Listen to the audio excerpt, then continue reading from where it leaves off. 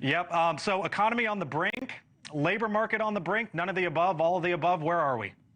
No, this is just one data set. It was a weak jobs report, but let me give you the numbers internally because I study these things in some detail. This is a situation where not a lot of people lost their jobs on this report, but not a lot of new people were hired. So you're kind of in this status where it's a light report. It's one single signal. You kind of need three of these to actually get a trend. So yeah, the market corrected, but the market's had such a great run. To get a correction like this is just garden variety correction. Nobody should panic. Growth rate's still 3%. Employment rate's still relatively low long term, but again, it's one data set. So you don't make big economic decisions on one data report. But there's no question, there's some signals. I look at rental rates for student housing in the Boston area around all the big universities there. It's softened 25%. So there's softening coming. It looks still to me like a soft landing. Okay. Since the Biden administration has been in place last 40 months or so, I think 2 out of the worst jobs numbers have come in the last 4 months. Speaking of the trend, we'll see where it goes. I wonder where you think this economy is going to be in, let's say, mid-October when voters start to either send in their early ballots or head to the polls in early November. I think you called it right earlier. Any election, it's always about the economy, stupid. And so it's kind of that month, what does it look like? You're really making a decision. I know there's a lot of rhetoric going on and each party. I'm very fortunate because, you know, I work on a bipartisan basis in real estate. And so I talk to, in syndicating debt and equity, to a lot of big Democratic investors that happen to be advisors to Harris, VP Harris, as I do with the Trump team. Because I'm bipartisan, I'm an investor. I like, you know, investing is kind of like, it's investing.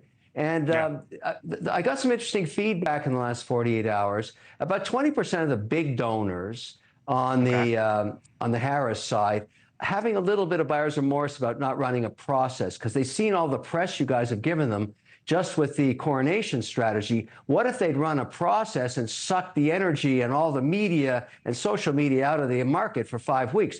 That could have been interesting. And if she is the best, she would have risen to the top just like Cream does. Look, that's just what they're saying.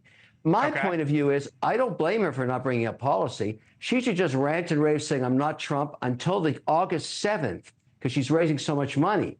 But then she's got to talk policy. And I don't know what that looks like. And nobody does because she's like a blank sheet of paper. She was an inconsequential VP. Not that that's bad. Every VP is inconsequential. They get no media. She got none until 12 days ago. Now she's the it kid.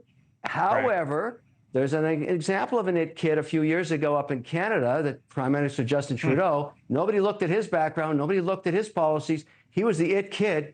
That country is on its knees. He wiped it out. He had no executional skills. So are Americans going to basically hire or, you know, basically bring a president that's another Justin Trudeau? I hope not.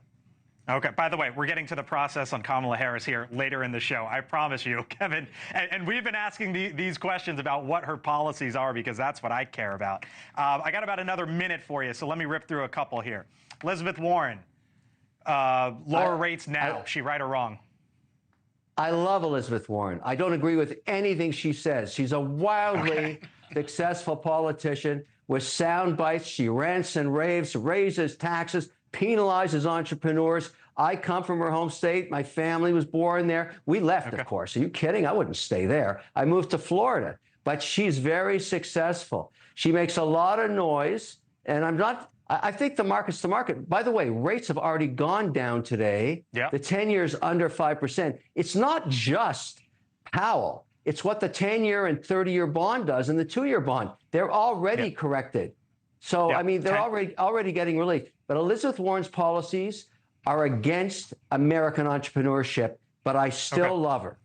Thank you for watching. And make sure you go to joinnn.com to find NewsNation on your television provider. And don't forget to click the red subscribe button below to get more of NewsNation's fact-driven, unbiased coverage.